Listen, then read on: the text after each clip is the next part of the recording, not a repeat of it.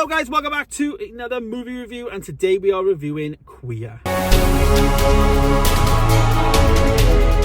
Yes, I have been sat here filming some movie reviews after just being in the cinema now, and I went to see Queer yesterday, and I didn't get a chance to film a review, so we're here doing it today. Queer is the new Luca Guadagnino. He's the director of the movie, and he's an Italian director that has done many films over the years, but this one now, Queer, it stars Daniel Craig. This was a very strange movie. One of those ones that you need to read up maybe things after the fact, but also one of those that really pushed the limits in terms of what I've ever seen on the big screen. I think this, for me, is one of the most X-rated films I've ever seen on the big screen, and in terms of the borderline between full-on XXX rated content versus full-on, movie love scenes. It is as close as you can get to being exposure, full-on X-rated stuff.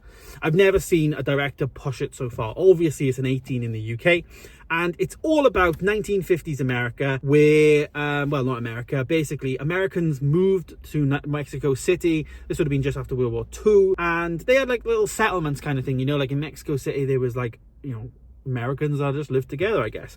And, like, after the war, I guess, maybe some people had different reflection of life and wanted to go and move into hotter climates or whatever, and anyway, there was these communities, and it was an area and a time that people would go, apparently, if they were gay. And being gay in 1950s is not as accepted as it is in 2020s, for instance. So it's somewhere there's a community that is accepted in that community, but if you was in America, you would have been killed potentially for it, or even whatever.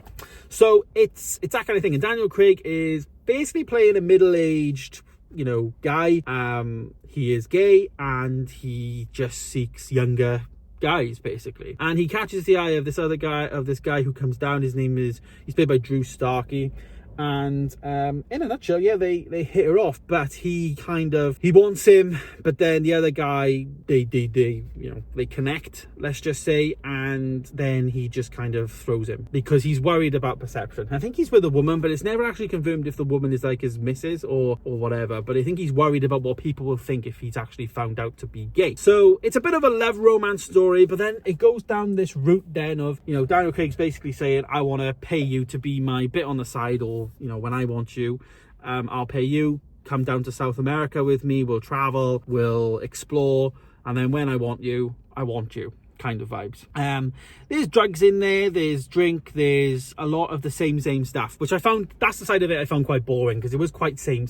There was many different scenes in the film which were exactly the same. They were just sat at the bar, drinking shots, smoking, talking. It was all the same, and it wasn't just once or twice that happened. There was a couple of times it was ongoing, and it was quite repetitive in that side of things. It wasn't my kind of movie. I don't think I'd ever watch it again. I was very surprised to see how busy it was in the cinema. It was also one that I had to see in Cardiff. It wasn't on in Newport, so it was like only in certain Cineworlds, but it wasn't a film that I would gravitate towards again. I personally wouldn't recommend it to someone, but some people might be interested in that kind of film. As I say, though, they go down to South America, and it does turn a bit strange. It turns into a bit of like, they're like hallucinating, and they're doing drugs, and then they try and find themselves, and then it becomes this like, love moment of dancing kind of vibes. They're almost like, what's that dancing called, like that style of dancing where it's like, mood dancing kind of vibes, and it's kind of like those scenes. Then there's a snake that gets involved, and then this like little millipede thing or centipede thing with loads of legs. There's a lot of like nice visuals in there, and I think that's what I was thinking when I gave my score,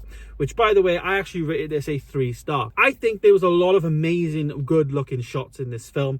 Really nice filmmaking, very aesthetic, very, storyboarded well, and just designed very nicely, But I didn't like the actual plot. I think the plot was very weak, and there wasn't substance there. There was nothing think really in the movie that sold the show, so to speak. I think Daniel Craig was okay. I think the other guy, Drew Starkey, was okay, and some of the supporting cast was okay. There was no standout show. I'm not sat here saying there needs to be an Oscar given to one of these people.